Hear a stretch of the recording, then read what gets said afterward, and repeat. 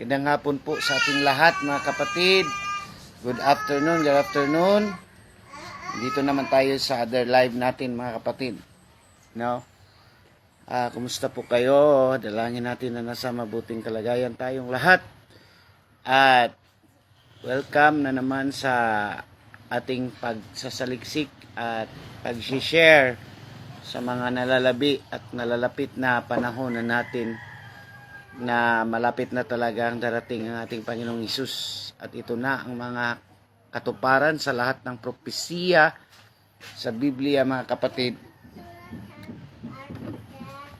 At nandito na nga tayo sa tinatawag na mabasa natin sa itaas. Hindi ko na lang i-mention, baka maban tayo, hindi tayo makapagpatuloy. Basahin nyo na lang sa itaas ang ating title ngayon. At nakikita natin na itong lahat na sinasabi natin these past years at maraming mga truthers na nagsasabi ay nagkakatotoo na talaga mga kapatid. But before that, mag-pray muna tayo. Father God, thank you Lord for this afternoon. Salamat po Panginoon sa iyong awa. Salamat po sa milagro na kami po ay nag-enjoy pa sa freedom, nag-enjoy pa sa konti na lang na panahon na yung inilaan para sa iyong mga anak. Malapit ka na talagang darating Panginoon. And Lord, salamat Lord na kami, mga choosing mo, mga choosing few, ay talagang we stand firm and we stand strong, be strong and be courageous na to face these challenges of end times, O Lord. Salamat po, Panginoon, naway patatawagin mo ang aming pananampalataya at magtiwala lamang kami sa iyo, Panginoon. Salamat po, in the mighty name of Jesus. Amen and amen. So, again, good afternoon mga kapatid. At please, share nyo ito sa lahat ng mga kamag-anak or sa group chat ng church nyo, group chat ng family nyo, at nang ma-aware sila what is going to be happen mga kapatid. Actually, itong MPAX mga kapatid is a pre-zombie apocalypse drill na ito. This gonna be a drill mga kapatid for the coming na mas malala. No? When we say pre, there is what we call, hindi pa ito ang talaga, matatawag nating zombie. But this is just a pre-orientation. Kumbaga pa, first phase, mga kapatid. So, itong nangyayari na nagkakaroon ng mga bulutong, makikita natin sa mga tao, nagmamanifest sa kanilang skin na talagang nakapandiri. Ito po ay nandito na mababasa natin yan sa Bible. Sa Revelation, let's open it, or Apocalypse 16 verse 2, sabi dito, kaya tumayo ang una at ibinubuhos ang kanyang mangkok sa lupa at nagkaroon ng nakakapandiri at masamang sugat ang mga taong may tanda ng halimaw at ang mga sumamba sa larawan nito. So sa Revelation 16:2, nagsabi dito mga kapatid, kaya tumayo ang una at ibinuhos. Sino itong una? Unang anghel. Sa 7 anghel, mga kapatid, na nagbuhos ng mangkok ng puot ng Diyos. Yung una, the first one, ito pa lang, nangyayari ngayon, is the first bowl or mangkok. Mangkok ng puot ng Diyos or the bowl of the wrath of God. So, ang unang anghel, 7 kasi ito. So, now, makikita natin that the 7 angels who brought or who bring the bowl of the wrath of God is started already to pour out the bowl na ito ngang manifestation. Sabi dito, kaya tumayo ang una at ibinuhos ang kanyang mangkok sa lupa at nagkaroon ng nakapandidiri at masamang sugat. Imagine, sugat at ang mga taong may tanda ng halimaw at ang sumamba sa larawan nito. So take note mga kapatid, bago nagkakaroon ng pandiri, nakakapandiri at masamang sugat, may sinabi dito sa Revelation 16:2 na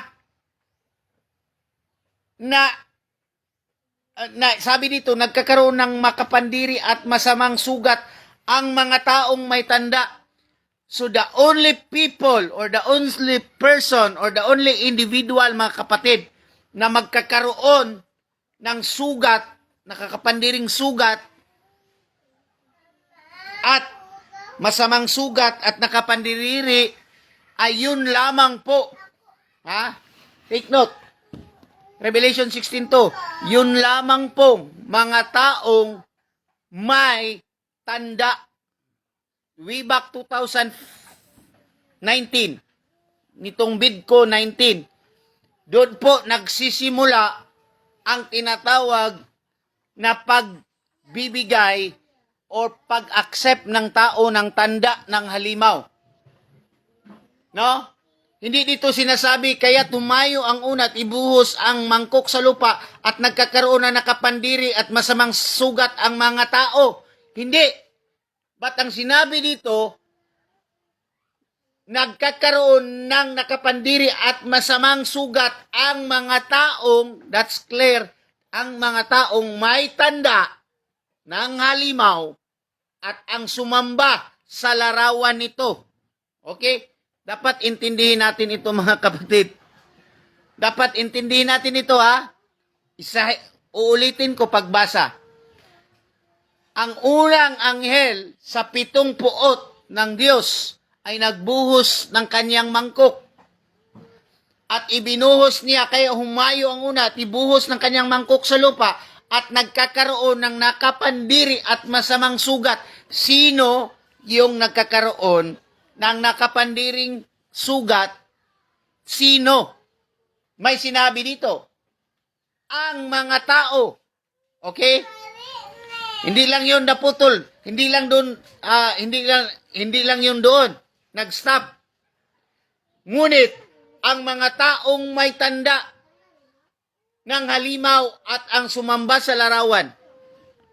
So itong lahat na matatamaan itong monkeypox or mpox mga kapatid. This is the result of yung ginawa or yung 2019, yung pagtanggap mo ng tanda, yung 2019, simula nung 2019, Bidco 19, nang nakatanggap mo ng tanda, nagmanifest na ngayon, kasi sinabi dito sa Revelation 16:2, yun lamang may tanda ang magkakaroon ng sugat at masasamang sugat at nakapandiring sugat. May sinabi dito sa Panginoon, ang mga taong may tanda ng halimaw. So, ang tanda ng halimaw, yung Bidco, bakulam, at sinabi man ng web, ng WHO, ay 3 to 5 years ang kanyang maturity. No? Maraming mga doctors na nagsabi na 3 to 5 years. No, ito na nga ang manifestation. Ito na nga ang manifestation na lahat ng tumanggap ng tanda ay nagkakaroon na nakapangdiri at masamang sugat. No, tingnan natin ang verse niyan sa Zechariah, sabi dito. No? Sa Zechariah chapter 14 verse 12. At ito ang salot na ipinanalot ng Panginoon sa lahat ng bayan na nakipagdigma laban sa Jerusalem. No? Ang kanilang laman ay matutunaw samantalang sila'y nangakatayo ng kanilang mga paa at ang kanilang mga matay nangatutunaw sa kanilang ukit at ang kanilang dila ay natutunaw sa kanilang bibig. So ito na mga kapatid ang manifestation sa mga propesiya sa Zechariah 14:12, sa Revelation 16:2 at Revelation 9:6. Puntahan natin ang Revelation 9:6, no? Sabi dito sa 6, at ang mga araw na iyon ay hahanapin ng tao ang kamatayan, at sa anumang paraan ay hindi nila matatagpuan, at magnanasang mamatay, at ang kamatayan ay magsisitakas sa kanila. No, makikita natin dito mga kapatid, ito nga ang monkeypox, mpox is the tinatawag nating pre. No, kasi hindi pa man talaga ito fully. Ito ay masasabi nating pre-zombie apocalypse. Nandito na tayo sa pre-zombie. At the first bowl of the wrath of God, binubuhos na, sinimula na, nagmanifest na, ngayon. Mga kapatid, nagmanifest na ngayon. Kaya mga kapatid, makikita natin kahit yung sa 2024, ngayon 2024, no? Ang WHO, kung makikita natin, may prediction na ang WHO sa kanilang armored card, bagong labas ito na mga medical armored card, no? Breaking the Cossack 5 Med Armored Medical Vehicle. So, makikita nyo mga kapatid, ang new armored medical vehicle ngayon was admitted to service in the Ukrainian Armed Forces. As we know, doon sa Ukraine ngayon ay matinding labanan, gyera. At of course, bakit kaya yung tinatawag na medical vehicle na supposed to be yung mga medical vehicle, like for example, yung mga Red Cross, supposed to be ang vehicle ng mga medical ay puti, may cross na pula, no? Puti siya, ambulance talaga siya. Bakit kaya, sa tingin nyo, bakit naglabas sila ng ganitong klase na vehicle? Medical yan ha, hindi yan, hindi yan armor ha, hindi yan armored car, hindi yan battle car. Bakit kaya? I think this is not medical. What do you think, mga kapatid? It seems to me that this is not medical. Of course, sinong nag-supply niyan? Ang US. Sino pala ang supplier ng mga weapon sa Ukraine? Di ba ang US? So, itong Ministry of Defense. So, patuloy tayo mga kapatid. So, Cossack 5 Med Armored Medical Evacuation while domestic production. The ministry said that the armored vehicle helped the evacuation of the wounded and injured from battlefield. O, ito ang kanilang tinatawag na for war kuno.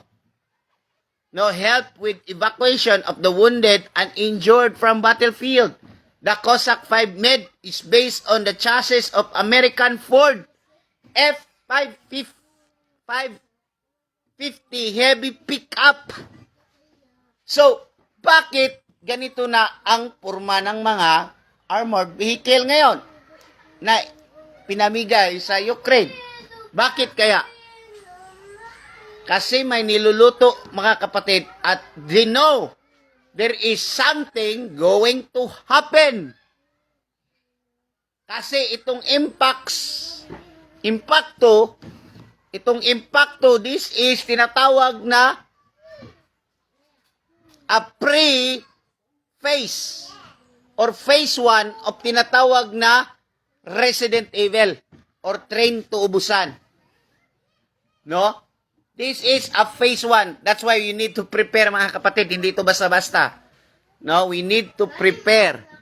No, prepare not just spiritual preparation because the Lord is coming, but also a preparation of tinatawag na physical preparation. That's why kung wala na kayong mapuntahan na bukid, you need to secure your house. You need to fortify your house, mga kapatid. No?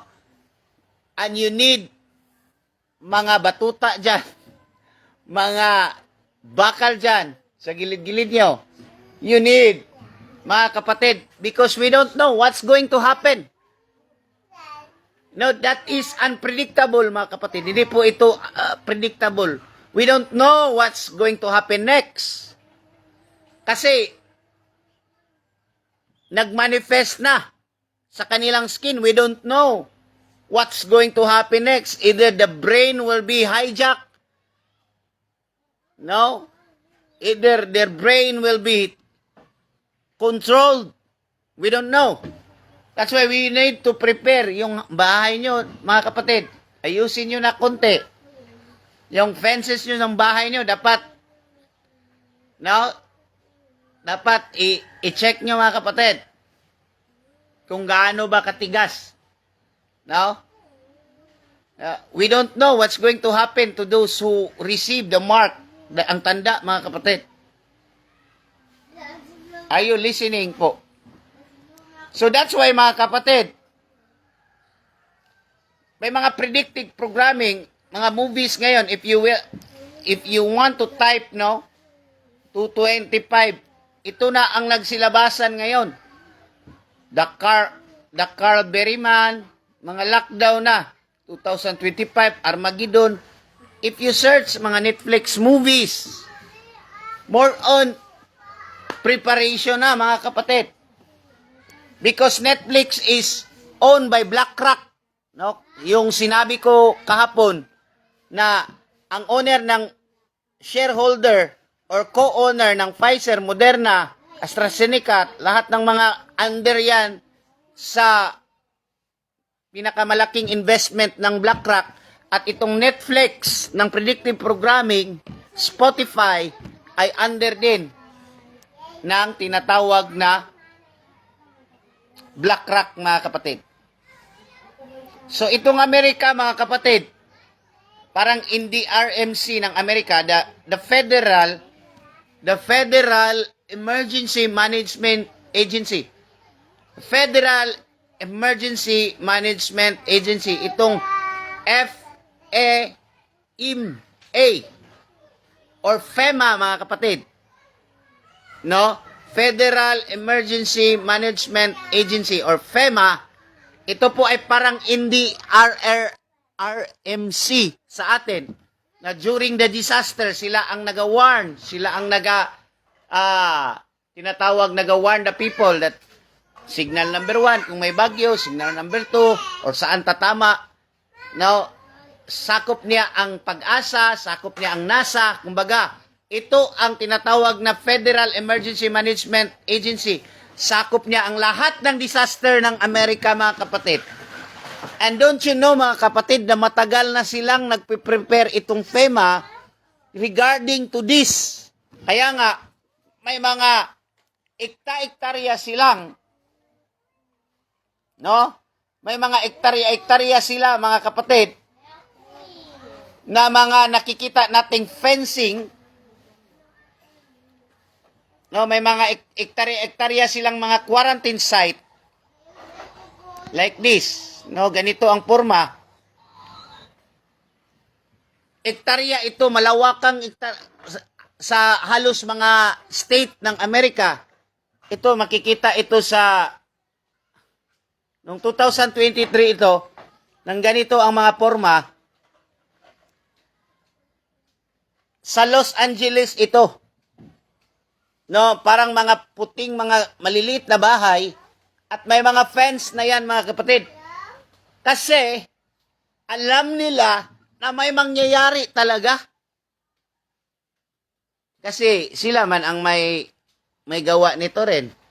So, alam nila na there will be a rise of artificial intelligence, there will be a depopulation, there will be a termination of all useless eaters. No, itong mga poor of the poor na mga wala daw silbi sa society.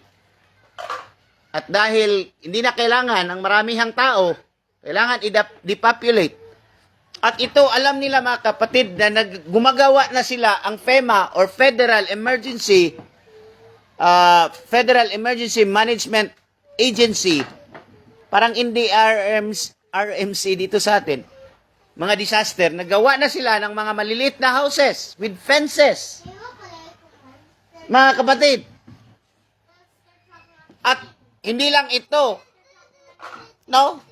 Maybe you can confirm kung nasa Amerika ka mga kapatid. At hindi lang ito mga kapatid. Like this, malalawak na mga tinatawag na lupain. Ang pinaglagyan ng tinatawag na the black coffin or mga lungon sa Bisaya. Kabaong. Tagalog, kabaong. Now, there are what we call ito, imagine mo na yan, 125 square with fence yan, stuck in 3 by 8 feet, 24 square feet. About, 73,000, not 500, 500,000 ito, 500,000, that would never overtimes the area. So, 125 square meter. So, if you convert that into hectares, kasi ang 1 hectares is 10,000 square meter. Am I right? Correct me if I'm wrong. So, kung sumahin natin ito, nasa 12 12 hectares ito na may mga coffin, black coffin, makikita mo dyan mga kapatid. Ito sa sa aerial photo or top view, no? At when we try to take it closer mga kapatid, ito po ang mga coffin, at may tatak na CDC yan. No? May tatak na CDC. No, nakahilira yan sa tinatawag na 12 hectares. Imagine mo, 12 hectares sa US. At yung mga kabaong na yan, plastic, is ready na yan mga kapatid. I don't know what their preparation is. At may logo din ng CDC. Central Disease Center. Oh. Tama ba ako?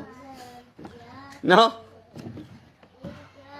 So, makikita mo mga kapatid na bakit ang FEMA ay nag-prepare ng ganito. Meron pa silang mga ganito. Mga area. Marami itong area mga kapatid. Mga high fences at maliliit na mga houses for quarantine. No, I remember during the time of Hitler, the Holocaust, the gas chamber, the incineration camp, parang camping din site na ganito, na all the Jews, the 6 million Jews, was there. Kasi they are preparing, kasi itong mga Jews sa panahon ni Hitler, they are being marked, or mark sila na sila ay mga masakitin, mga malnourished, hindi sila pwedeng iipon doon sa mga healthy ones, the Germans, which is the healthy ones na may tatak na swastika. Sa swastika means, same ngayon, ang tatak, ang mark na swastika is the vaccine, the bakulam.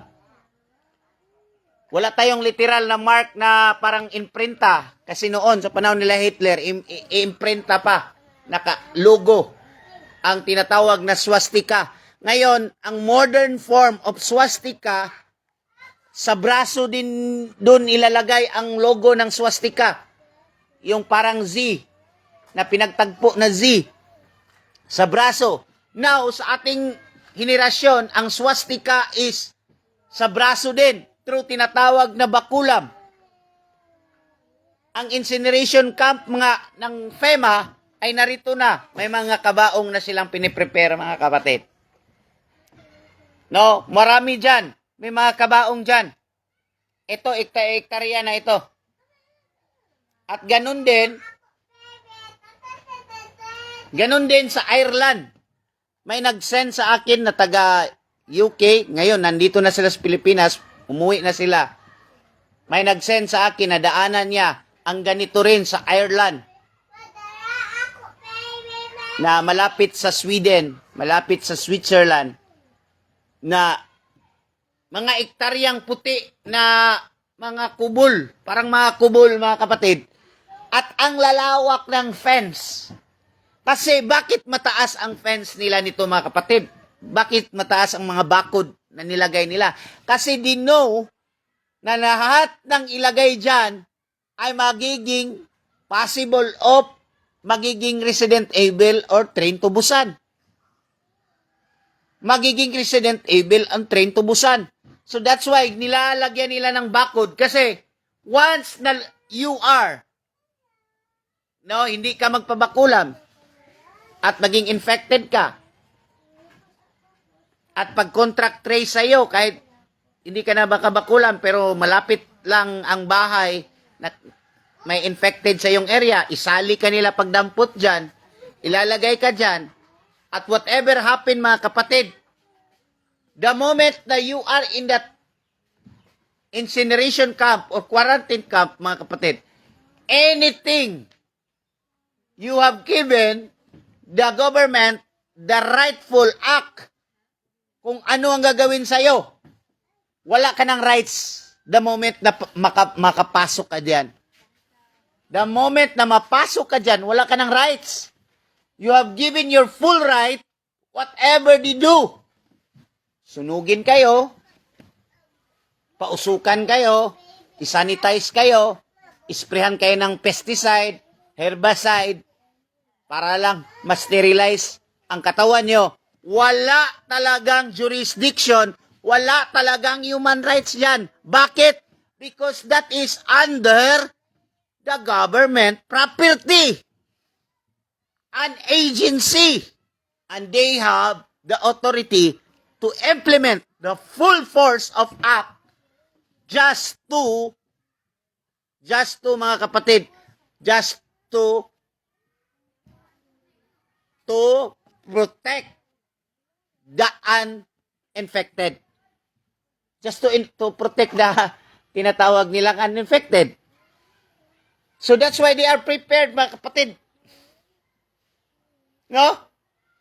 Makikita mo, they are prepared already. Bakit may mga bakod, matataas na bakod yan? Kasi, goes on saying, there's going to be happen.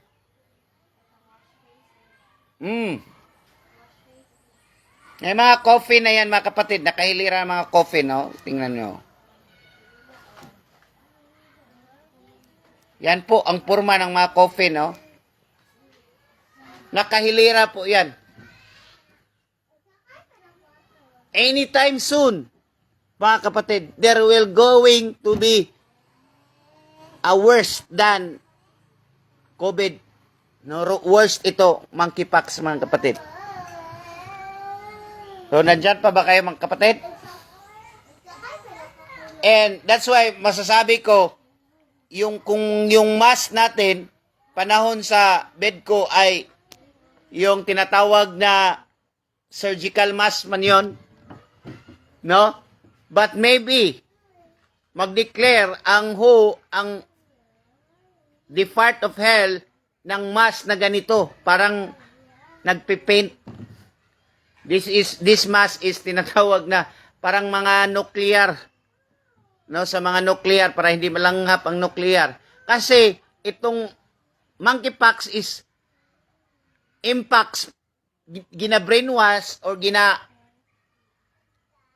gina-predictive programming, gina-mindset ang mga tao that this is so highly and so deadly and so contagious. So ang mga tao maging paranoid. Kaya nga, noong panahon ng COVID, yung mga tao naging paranoid. Aside from may gloves sila, may jacket pa, may medyas pa. Aside na may ano pa, mask pa. May face shield pa. May shades pa sa mata. At nakahood pa. So, this is not possible, mga kapatid.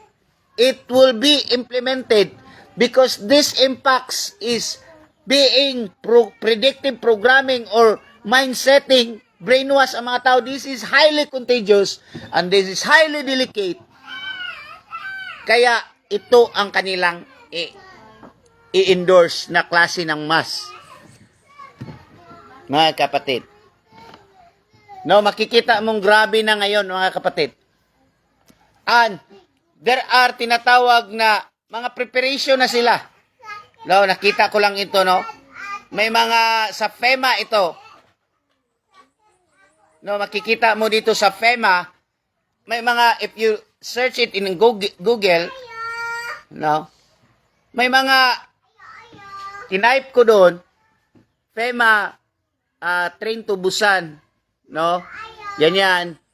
Nag-type ako, survival. May mga ano na pala sila doon, mga kapatid. May mga tips na sila. Sabi dito, how to survive a Train to Busan. Step 1. Meron na pala silang mga tinatawag na guidelines. Parang ano ba? Parang kung may baha. Oh? Step 1. Step 2. Punta ka sa evacuation. Punta ka sa safe area. Doon may barangay. First, ang mayor mag-announce na walang klase. And then, after that, walang klase, down to the teachers. And then, kung may baha na, may tinatawag na level warning. May yellow, red. No, pag red na, pag yellow, hindi pa masyado.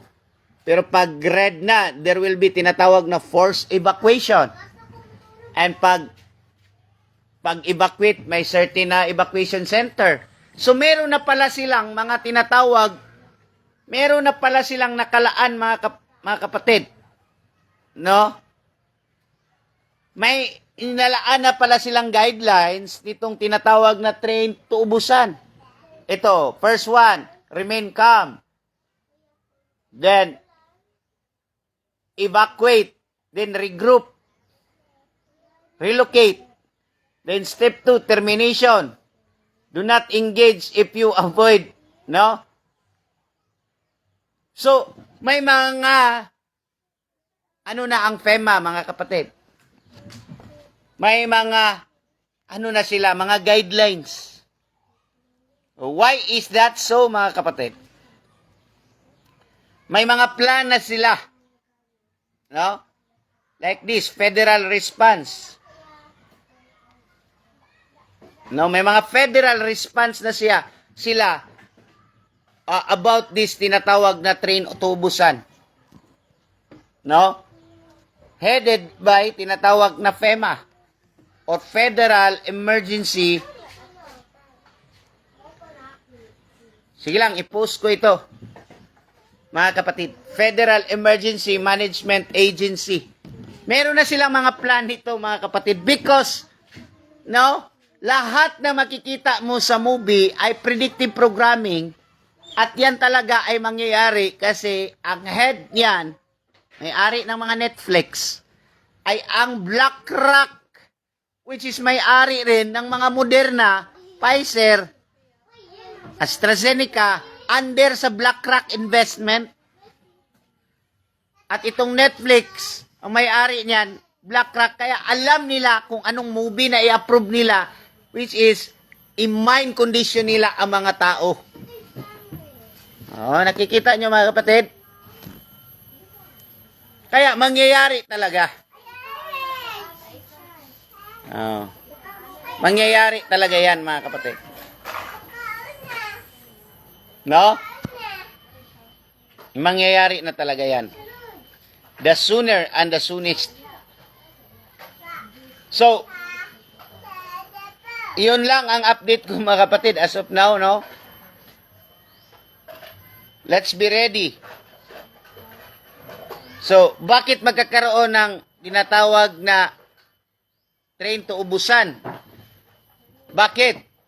Kasi dito mga kapatid, itong tinatawag na 1P, 36 deletion syndrome, ano ba itong 1P, 36 deletion syndrome? Kasi yung gene editing ng nakabakulam, may certain things sa DNA na kinuha o nakuha. Ito na ang tinatawag nating moral. Itong tinatawag nating BMAT cells or God gene. No? There will be a deletion from the word delete. May na-delete doon at nagkakaroon ng 1P36 deletion syndrome ang tao kasi nabakulam na siya, no? Nabakulam na siya noong 2019 at maturity 3 to 5 years. Which is nandito na nga tayo. So, what is this 1P36 deletion syndrome? Is a disorder that typically causes severe intellectual disability. Magkakaroon ng intellectual disability ang tao. Kaya nga, sa Kingston, Philadelphia, sa California, sa mga street doon, ang mga tao na mga addict, mga babae, para na talagang zumbi, nakalakad-lakad lang sa mga ilalim ng tulay. So there are what we call 1P36 deletion syndrome ang nangyari sa kanila. And most affected individual do not speak. No, ito ang anuhin nyo ha, mga symptoms ito ng 1P36 deletion. Ang mga taong nakasalubong nyo, pag sinabihan nyo na magandang gabi, magandang araw, mag-greet kayo at hindi, no? Affected individuals do not speak, hindi nagre-response. Lumayo na kayo mga kapatid. Because it can be a 1P36 deletion syndrome na wala na siya sa tinatawag na intellectual disable na siya. No, most affected individuals do not speak or speak only a few words. At parang tulala. Yun nga ang sinasabi nilang brain fog. Nung panahon ng tinatawag na flirt variant. No, sinasabi nilang flirt variant. Pero hindi nag-workout yun. Pero isa pa rin yun sa mga side effect ng bakulam ng bedko. Flirt variant, bago lang yun. Nagkakaroon daw ng brain fog. Ang brain fog, mga kapatid, no, only a few words. Hindi siya oriented sa time, anong oras na, o anong araw.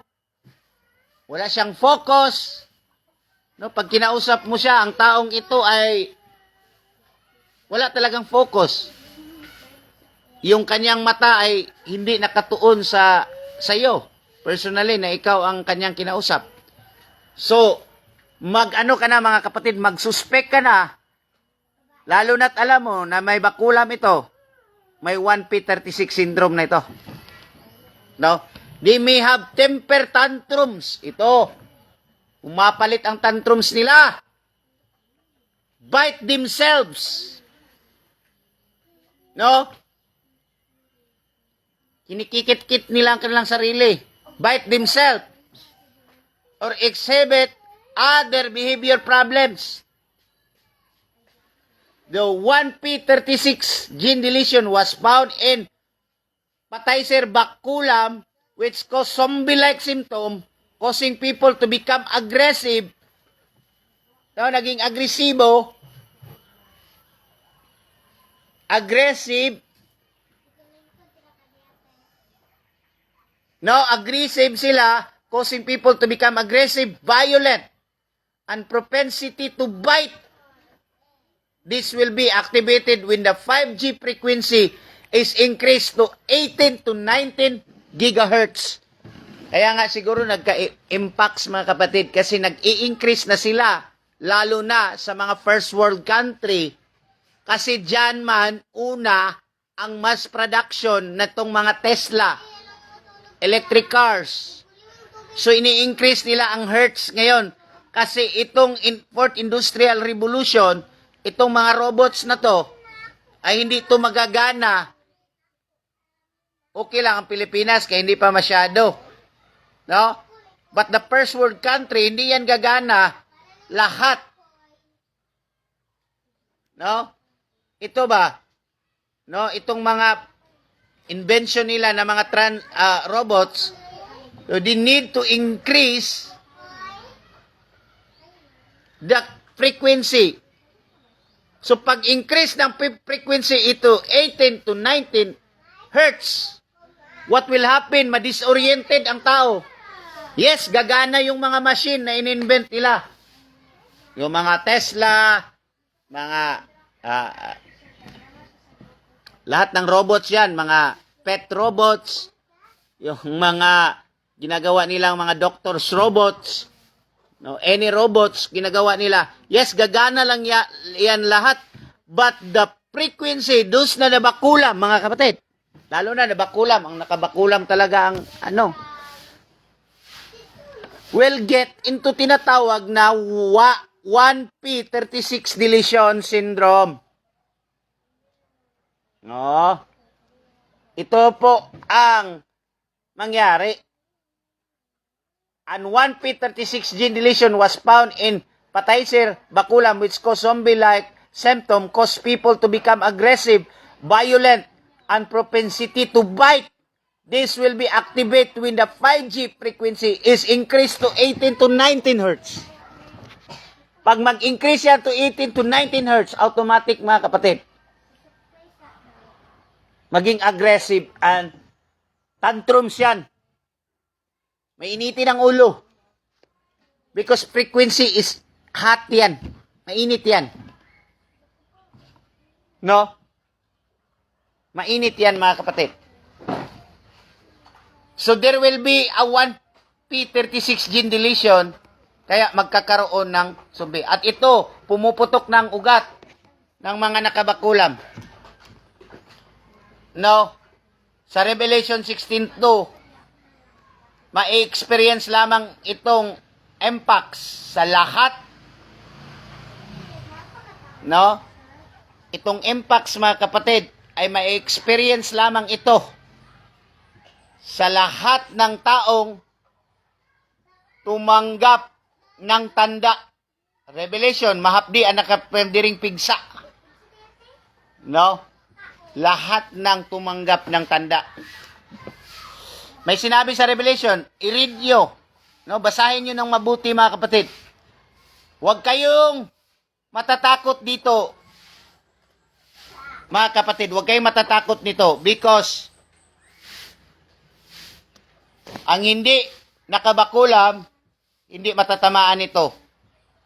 Ang matatamaan lamang nito, yung nag-receive ng tanda ng halimaw. Sabi ng Revelation 16 verse 2. Ulitin ko sa English.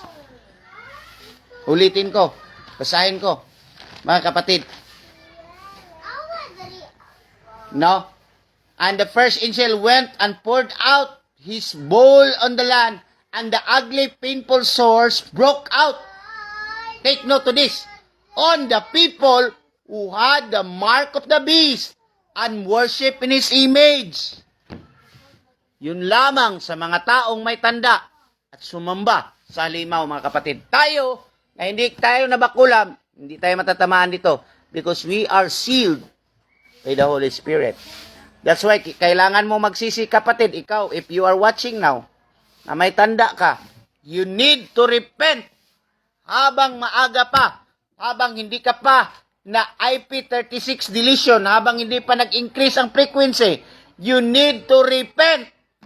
You need to humble down, mga kapatid. Please, sabihan nyo ang mga kamag-anak nyo. They need to cry out to Jesus. Because the tears, dyan madidetox ang metallic substance, ang luciferase, ang quantum dots, tattoo. Pag iyak mo sa Panginoon, doon ang kapatawaran ng Panginoon, doon ang detoxification will happen. The metallic, I can see that in my event, in our event, nung August 14, pinakitaan ako ng vision ng Lord. When the people cried, I see the melted tin or alloy in their eyes. Mga kapatid, nakita ko in my vision as I open my eyes, yung mga taong umiyak sa Panginoon during August 14, nakita ko na melted tin or alloy na tumutulo sa kanilang mata. That would be a signal that they are detoxified, they are cleansed by the blood of Jesus. Kaya magsisi ka, iyakan mo yan mga kapatid. Umiyak ka sa Panginoon so that the metallic substance will detox. Walang detox kahit anong detox because that is the label. But the blood of Jesus is powerful than anything, any evil sorcery or enchantment or any evil substance, mga kapatid. Okay? Iyakan mo yan. Kasi yung pag-iyak mo, doon nadidilute ang metallic substance, ang graphene oxide, mga kapatid. So as of now, dito lang muna tayo. Mag-pray ako. Lord, thank you Lord for this afternoon. Salamat po. Naway, proteksyonan niyo po ang iyong mga kanakan. Naway, ikaw po ay mag-safe sa amin, mag-safety sa amin, Panginoon. At please, Panginoon, balik ka na as soon as possible, Lord. And remember our names and write it in your book of remembrance, O Lord, so that we will be together in the rapture of the body of Christ, the rapture of the church. Thank you, Lord, for your chosen few. Thank you, Lord, that we will stand strong against this